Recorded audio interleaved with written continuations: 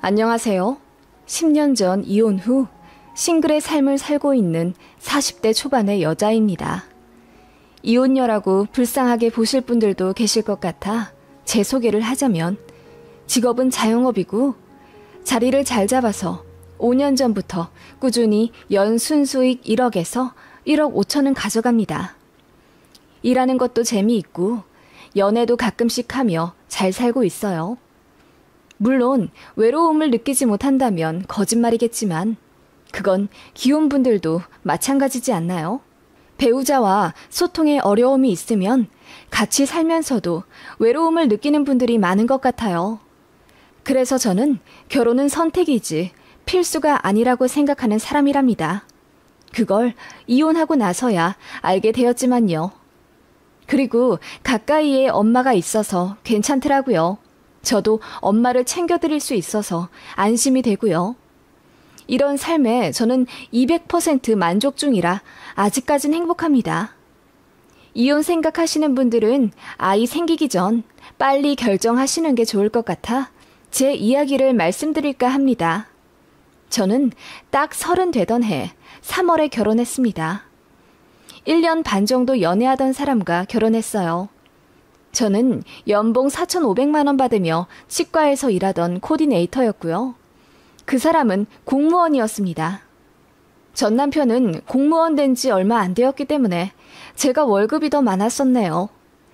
그리고 이런 말 자랑 같아 보이실 수는 있겠지만 저는 부업으로 쇼핑몰 모델도 꾸준히 해올 정도로 외모 단정하단 소리를 항상 들으며 살았어요. 키도 큰 편이고요. 전 남편은 저에게 170이 넘는다고 했지만 나중에 결혼하기 직전 건강검진에서 168.8로 나오더라고요. 어쩐지 저랑 거의 비슷해 보였는데 곧 죽어도 170 넘는다 그래서 믿어주었거든요. 아무튼 키도 작고 외모도 솔직히 별로인 사람이었습니다. 그런 사람과 결혼을 결심한 건 너무너무 자상한 성격 때문이었어요. 저에게 정말 잘해주었거든요. 공무원이라 결혼한 것도 있지 않냐고 묻는 사람도 있지만 저는 더 조건 좋은 사람들도 만났었고 소개팅도 변리사, 대기업 회사원 같은 분들로 들어왔었어요. 정말 사람 하나 보고 한 결혼이었습니다. 솔직히 말해서 제가 결혼에 있어서 반대당할 거라고 생각 못했습니다. 그런데 시어머니 되실 분이 저를 탐탁지 않게 여기신다 하더군요. 이유는 홀어머니 때문이었습니다. 게다가 시골에서 사시는 게 돈이 없어서 그러는 것 아니냐 하시더라고요. 저희 엄마는 아빠와 오래전 사별하신 후 큰이모와 가까이 살기 위해 이모네 옆으로 이사를 결심하셨어요. 그때가 저 중학생 때였고 남동생이 초등학생이었습니다. 서울에서 살고 있었고요. 혼자 애들 키우기 힘들 것 같아서 그렇게 지방 이모네 간 거예요. 엄마는 당시 전업주부셨는데 몸이 좀 안 좋으셔서 일을 못 하셨어요. 지금 생각하면 우울증 아니셨을까 싶은데 아무튼 그러한 사정으로 아빠의 유산을 생활비로 쓸 수밖에 없었습니다. 돈은 한정적이지 저희 남매는 학원비다 용돈이다 돈이 자꾸 나가지. 나중엔 생활고를 겪게 되어 집도 팔고 전세로 바꿨습니다. 분명 엄마가 집주인이었는데 어느 순간 보니 저희는 세입자가 되어 있더라고요. 그런 형편 때문에 저는 대학도 하향 지원해서 집 근처 전문대로 갔고 일찌감치 취직해 혼자 서울에서 살았어요. 22살부터 일해서 엄마한테 돈 보내드렸고 남동생 대학도 제가 보냈습니다. 그 녀석만큼은 저처럼 원하는 꿈 포기하지 말고 가고 싶은 대학 가서 즐겁게 공부하길 바라는 마음에요. 속 깊은 녀석이라 누나 뜻을 이해하고 남동생도 공부 잘했어요. 그래서 서울에 있는 좋은 대학 들어가 장학금 받으며 자기 앞길 잘 개척해 나가더군요. 자식들 둘이 앞가림 잘해가니 엄마도 기운을 차려 일을 하기 시작하셨네요. 그 시점에 제가 전 남편과 연애를 하며 결혼에 대한 이야기를 나누던 시점이었어요. 그 남자는 제 가정사를 잘 알고 있었고 결혼 얘기가 나오자 본인 부모님한테 제 사정을 털어놓았다더군요. 그런 상황에서도 꿋꿋이 노력해 집에 도움을 드리는 멋진 소녀 가장이라는 걸 어필하려던 모양인데 부모님 입장에서는 자식 배우자가 될 사람이니 못마땅하시겠죠. 여자 집이 홀어머니 계시고 집도 그닥 잘 사는 게 아니기에 반대를 좀 하셨고 그 때문에 잠깐 헤어졌습니다. 그런데 이루어지지 않는 사랑이 더 불타오른다더니 그 남자가 눈물로 저를 잡으며 결혼만 하면 본인이 다 해결해 주겠다. 시댁에서 저 무시 못하게 중간 역할 잘하겠다. 원하면 시댁 발길도 끊어도 된다며 제발 저와 결혼해달라고 했어요. 그리고 그 남자는 부모님이랑 엄청 싸웠고요. 그래서 결국 결혼하게 된 겁니다. 당연히 제가 마음에 들지 않으셨겠죠. 그치만 아들이 좋다고 하니 어쩔 수 없었던 시부모님 마음도 이해는 갔습니다만 시간이 갈수록 어이가 없더라고요. 양가 지원 안 받고 결혼하기로 했는데 남편은 모아둔 돈이 거의 없어서 3천만 원 들고 왔습니다. 저는 9천짜리 전세 보증금 빼고 모아둔 돈 다 합쳐보니 1억 2천이 있었고요. 제가 남자보다 4배나 더 많이 들고 시집 온 거예요. 제가 갖고 온 돈 아니었으면 신혼집 구하는 것부터 난감했을 겁니다. 그리고 시댁은 본인 아들이 공무원인 것에 자부심이 엄청났습니다. 우리 아들 공무원이잖아. 요즘 같은 시대에 철밥통이 얼마나 중요한지 알아? 나중에 연금 따박따박 받으며 살 텐데 부인만 좋지 뭐. 난 우리 아들 너무 아깝다. 라고 하시더군요. 당시 남편은 월급이 200만 원 극초반이었고 저는 350만 원 넘게 받고 있었는데도 제 앞에서 그렇게 말을 하시더라고요. 그리고 당시 저희 엄마 집이 전세이긴 하지만 대출은 없었습니다. 당시 시세 1억 7천짜리 아파트였고 엄마는 꾸준히 일도 하고 계셨어요. 국민연금도 성실하게 납부하셨고요. 그런데 저에게 친정집이 전세냐 매매냐 물어보시더니 아직도 전세를 사시면 어떡하니? 더 보금자리 장만에 노력을 하셨어야지. 라고 하시더군요. 하도 당당하게 말씀하시길래 저는 시댁은 당연히 자가로 살고 계신 줄 알았습니다. 그런데 알고 보니 시댁도 2억짜리 전세더라고요. 게다가 대출까지 8천 정도 끼어 있었어요. 나중에 그거 알고 시어머니한테 어머님, 시댁도 전세 사시네요. 저는 어머님이 저번에 하시는 말씀만 듣고 시댁은 자가 사시는 줄 알았네요. 라고 대놓고 말했더니 어머님이 얼굴이 시뻘개지시며 아니, 우리는 둘이잖니. 니네 친정엄마는 혼자 계시고 혼자 사시면 노후 준비에 더 힘을 쓰셨어야지. 라고 하시더군요. 부모님 2분 다 계시면 전세 살아도 되고 혼자 계시면 전세 살면 안 되나요? 시어머니는 이상한 논리를 펼치며 제 친정을 그렇게 까내렸습니다. 그리고 제 남동생이 공부를 좀 오래 했었고 대학원 졸업 후 바로 취직하지 않고 연구실에서 교수님 도와 일을 좀 하고 있었습니다. 그래도 무시할 만한 경력이 아니고 해외 명문대랑 협업하는 프로젝트인데 어머님이 자꾸 제 남동생 얘기를 꺼내며 사돈 총각은 제대로 취직 안 한다니? 아직도 교수 밑에서 시다발이 하는 거야? 라며 비아냥대시더군요. 그 말에 저도 화가 나서 어머님, 제 동생 경력 쌓는 중이고요. 아무리 교수님 도와드리는 일이라고 해도 페이 받으며 정당하게 일하고 있어요. 정식 직업은 아니지만 공무원보다 많이 받습니다. 라고 했더니 어머님이 자기 아들 무시했다며 난리를 치시더라고요. 남편도 처음엔 본인 부모님들이 무례한 거 인지하고 저를 감싸주려 노력했습니다. 와이프한테 그러지 마라. 우리한테 무시받을 사람 아니니 그만해라. 등의 말을 지속적으로 했더니 어머니가 한날은 식음을 전폐하고 들어 누우셨다더군요. 그때가 결혼 후 첫 명절 1달 전이었는데 저희랑 안 보고 산다고 연을 끊자 하시더군요. 그때만 해도 완전 새댁이라 뭐 어떻게 해야 할지 모르겠더라고요. 정말 연 끊으면 제가 나쁜 며느리 되는 것 같은 기분에 마음이 복잡했어요.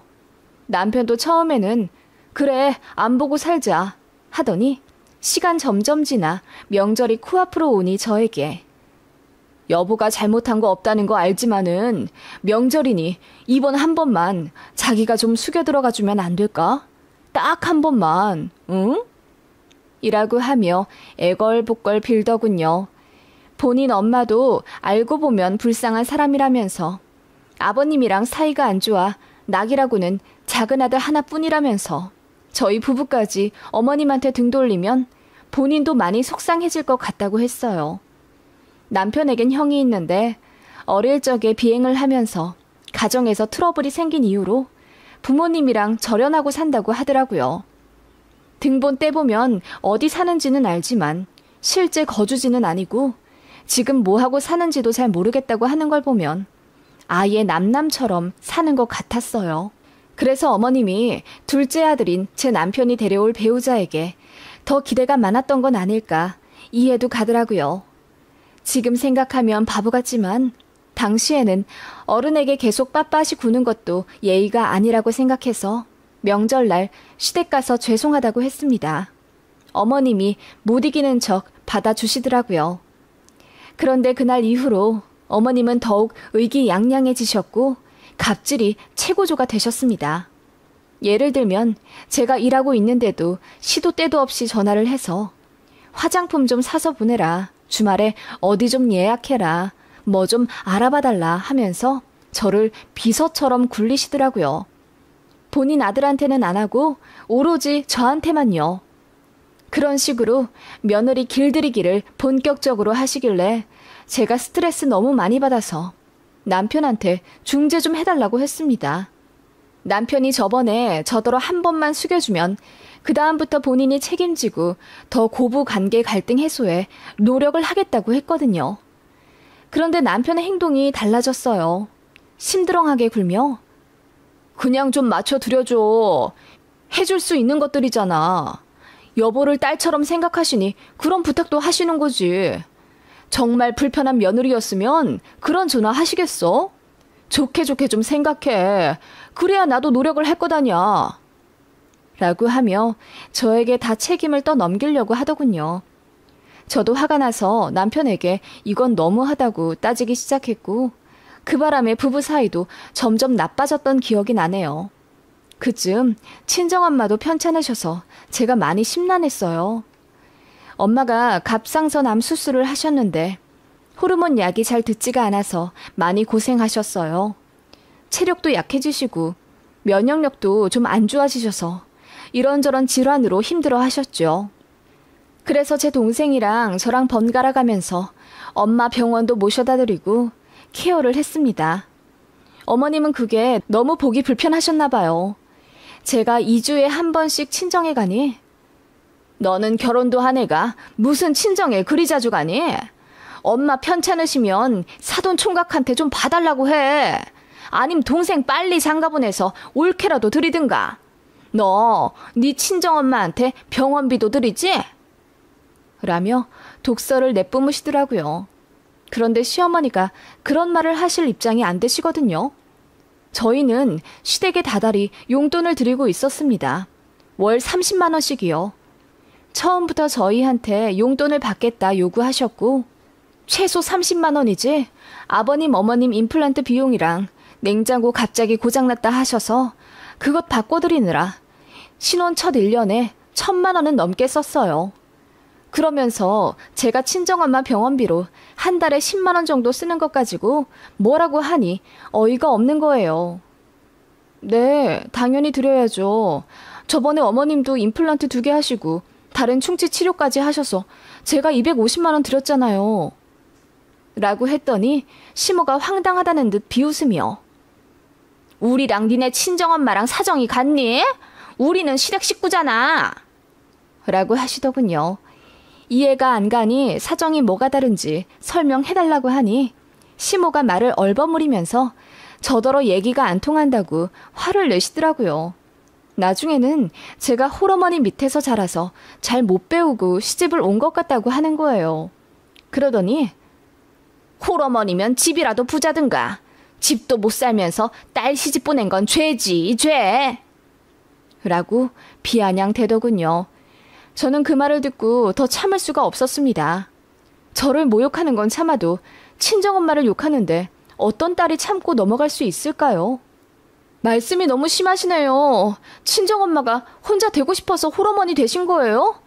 어머님이나 아버님은 혼자 안 되실 줄 아세요? 그리고 전부터 궁금했는데 어머님도 돈 없어서 저희한테 병원비 달라 하시면서 왜 제 친정 못 산다고 하시는 거예요?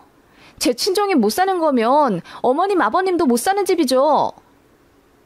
제가 소리를 지르니 어머님이 순간 놀란 듯 얼음이 되더군요. 눈만 동그랗게 뜬 채 어머 어머 소리만 반복하시더니 이내 소리를 지르며 얘 말하는 것 좀 봐라. 우리 잘난 아들이 좋다고 해서 별 볼 일 없어도 허락해줬더니 창피한 줄도 모르고 시애미한테 대드네. 네 친정이 그럼 부자니 부자야? 집도 없고 애비도 없고 네 동생도 아직 자리 못 잡은 헐렁한 집안이지 뭐니 그럼? 라고 하는데 저도 같이 소리 지르며 싸웠네요. 제 친정집은 적어도 대출은 없어요. 그리고 자리 못 잡았으면 어때요? 자기 엄마한테 끔찍해서 매일 연락하는 속 깊은 아들인데 연 끊고 어디 살고 있는지도 모르는 아주버님이랑 비교하면 훨씬 낫죠. 안 그래요? 라고 어머님의 아킬레스건을 건드렸네요. 그러자 어머님이 눈을 크게 뜨시며 충격받은 듯 한동안 아무 말 못하시더니 엉엉 우시더군요. 저더러 천벌받을 년이라고 욕하면서 핸드폰 들어 제 남편한테 전화를 하더군요. 그리고 큰아들이랑 연 끊고 사는 거 알면서 제가 상처를 후벼 팠다고 며느리 무서워 죽겠다 하시는 겁니다. 기겁하며 달려온 남편에게 자초지종을 이야기했지만 남편은 씩씩대며 어머님 편을 들더군요. 당신 정말 너무한다. 어떻게 우리 형 얘기를 꺼낼 수 있어? 엄마한테 그게 얼마나 상처인지 몰라? 어머님은 더한 얘기 안 하셨을 것 같아? 우리 엄마더러 돈 없으면 죄라고 하고 아빠도 없고 남동생도 자리 못 잡은 헐렁한 집안이라 하시잖아. 들린 말도 아닌데 뭘 그래? 장모님이 부자 아닌 건 맞잖아. 처남 제대로 취직 못한 것도 맞고 뭐가 그렇게 억울해서 아직도 피해자 행세야? 당신 나 무시해? 그래, 당신 예쁘고 돈 잘 버는 건 맞아. 공주 대접 안 해줬다고 지금 이러는 거야? 뭐라고? 지금 대체 무슨 말을 하는 건데? 저는 너무 어이가 없더라고요. 갑자기 자격지심과 열등감을 내비치는 남편에게 너무나도 큰 실망을 했습니다. 그날 저는 이혼을 하자고 했네요. 남편은 제가 그냥 한 말인 줄 알고 쉽게 넘어가려 했는데 제가 서류까지 만들어 들고 오니 그제야 미안하다며 화해하자 하더군요. 싫다고 하고 시댁에도 알렸습니다. 이런 집안이랑 더 엮이기 싫고 어머님이랑 눈도 마주치기 싫다고 했어요. 어머님도 처음엔 놀라셨다가 나중엔 이혼하라고 큰 소리 치시더군요. 내 아들 돌아와서 좋네 뭐. 너 같은 년은 어차피 우리 아들한테 못 갖다 대. 하시며 이혼하라 하셨고 남편도 마지못해 결국 이혼 도장 찍어주더군요. 재산 정리할 것 다 하니 1년 정도 걸리더라고요. 그리고 전 엄마랑 같이 살기 위해 지방으로 내려왔습니다. 처음엔 하던 일 계속 하려고 했는데 영 페이가 안 맞더라고요. 그래서 퇴직금으로 쇼핑몰을 냈습니다. 전부터 저도 부업으로 쇼핑몰 모델을 해왔기 때문에 이쪽 생리는 잘 알고 있었어요. 그래서 크게 어렵지 않게 쇼핑몰을 창업했고 엄마한테 도와달라고 했습니다. 주문 들어오면 제가 확인해 재고를 파악하고 엄마한테 제품 다림질만 좀 해달라고 부탁드렸어요. 그렇게 집에서 엄마랑 하던 쇼핑몰이 점점 대박이 났습니다. 나중엔 사무실을 차려야 했고 스팀 다리미 하나로는 부족해 아예 옷 구김을 피는 기계를 샀어요. 직원도 구했죠. 그렇게 이혼 3년 후부터 연 순수익 8천 이상 나기 시작했고 중간에 한번 휘청한 적은 있지만 그래도 최고로 벌어본 건 월 5천만 원도 찍어봤네요. 5년 전부턴 1억 이상은 벌고요. 제 남동생도 이름 대면 다 알만한 기업 수석 연구원으로 들어가게 되었습니다. 첫 월급을 700만 원 갖고 오더군요. 그리고 오래 사귀던 착한 여자친구와 결혼도 했고요. 제가 축의금으로 5천만 원 해줬습니다. 엄마 집도 새로 사드렸죠. 솔직히 엄마랑 같이 시작한 사업이기에 엄마 목도 분명하다고 생각했어요. 정원을 좋아하는 엄마를 위해 테라스 있는 아파트로 사드렸는데 정말 좋아하시더라고요. 그 모습 보니 저도 행복했고요. 제 집도 장만했고 차도 바꿨습니다. 그렇게 나이 40살이 다 되어갔지만 혼자 되었다는 불안감은 크게 없었어요.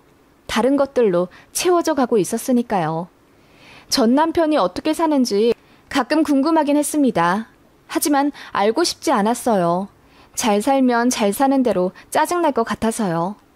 그런데 1년 전 상상도 못한 곳에서 전 남편과 전 시모를 만났습니다. 그날 생각만 하면 10년 묵은 체증이 확 풀립니다. 친구 결혼식이었어요. 모처럼 경조사라 예쁘게 차려입고 미용실 가서 헤어와 메이크업도 한 상태에서 제가 갖고 있는 것 중에 가장 비싼 가방을 가지고 시장에 갔어요.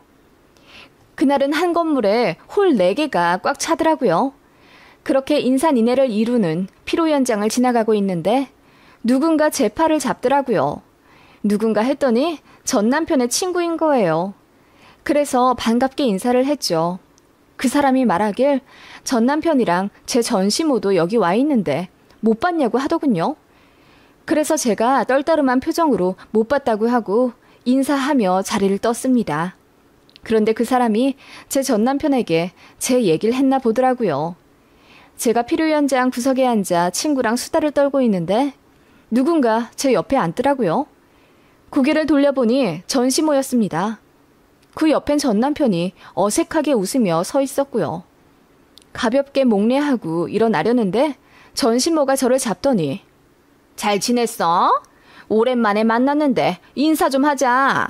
얼굴이 폈네. 나이 40 다 되어가는 노처녀로 산다길래 딱하게 생각했는데 우리 아들은 재혼했거든. 같은 공무원으로. 라고 하더군요. 그 말에 제 친구가 앞에서 푸하하 웃더군요. 제 친구는 사정 다 알거든요. 어머, 촌스럽게 요새 누가 나이 타령을 해요? 요즘 나이 40이면 애기죠. 그리고 얘 돈 엄청 벌어요. 얘 가방이랑 차키 보면 모르시겠어요? 1년에 몇 억을 버는데 딱하긴 누가 딱하대? 라며 비웃으니 전시모가 엄청 당황한 듯 얼굴이 불그락 푸르락 하더군요. 그리고 제가 몇 억 번다는 걸 못 믿겠다는 듯 아무리 이혼한 전 남편한테 잘 사는 척 하고 싶다지만 뻥치는 건 좀 그렇지 않냐고 묻길래 저도 어이가 없어서 알아서 생각하세요. 원래도 낱말 안 듣는 아나무인한 분 아니셨어요? 여전하시네요. 라고 했더니 전시모가 황당하다는 듯 손부채질만 하더라고요. 전 남편에게 말했습니다. 잘 지내? 공무원들께서 열심히 나라 위에 일해주신 덕분에 나는 돈 잘 벌면서 편하게 살고 있어. 고마워. 참, 네가 그렇게 걱정하던 내 동생 연봉 1억 넘게 받는 곳으로 취직했고 우리 엄마도 테라스에 있는 아파트에서 사셔. 이걸 어째? 내가 딱하게 살 줄 알았나 보네. 재혼한 거 축하해. 그 여자한테는 축하할 일은 아니겠지만 어떻게 너네 엄마 같은 시어머니를 만났니? 라고 하자 전시모가 뒷목을 잡으시더군요. 그러든가 말든가 저는 그대로 일어나며 말했습니다. 나한테 한 것처럼 하면 너 또 이혼당한다? 재혼한 여자한테는 그렇게 멍청하게 굴지 않는 게 좋을걸? 아, 요즘도 네 집에 용돈 들이니? 그래, 효도 잘해야지. 나도 우리 엄마한테 집 사드리고 한도 1,000만 원짜리 카드 드리는데 참 좋아하시더라. 너도 열심히 벌어서 부모님 전세 탈출시켜드려. 네 엄마가 나한테 그랬듯 너도 처갓집에서 욕먹을지 누가 알아. 돈 없는 그지 집안이라고. 제가 그렇게 말하니 전 남편도 얼굴이 일그러지며 부들부들 떨더군요. 아마도 본인이 재혼한 거 저한테 자랑하러 온 듯한데 그건 저에게 전혀 타격이 없었어요. 저는 결혼 생각이 없어졌고 지금 제 삶에 충분히 만족하며 살고 있었기 때문입니다. 그래서 눈 하나 깜짝 않고 사이다 날려주니 아주 배알 꼴려 미치는 두 모자였습니다. 정말 다행이었어요. 저는 평소에 화장도 잘 하지 않고 세컨카인 중고 경차를 끌고 다닙니다. 만약 그렇게 후줄근한 상태에서 전 남편과 전 시모를 만났으면 좀 아쉬웠을 것 같거든요. 제대로 한 방 먹여주니 10년 묵은 체증이 확 내려가더라고요. 제 친구가 저더러 잘했다며 깔깔 웃는데 저도 어찌나 웃기던지요. 앞으로 두고두고 그날을 회상하며 웃고 지내려고요. 제 쇼핑몰은 언제 망할지 몰라요. 그래서 잘 살고 못 살고는 시간이 지나봐야 알겠지만 저는 제 오늘에 충실하며 적어도 저 자신은 존중해주며 살고 싶습니다. 그런 하루가 모이면 결국 삶이 되겠죠?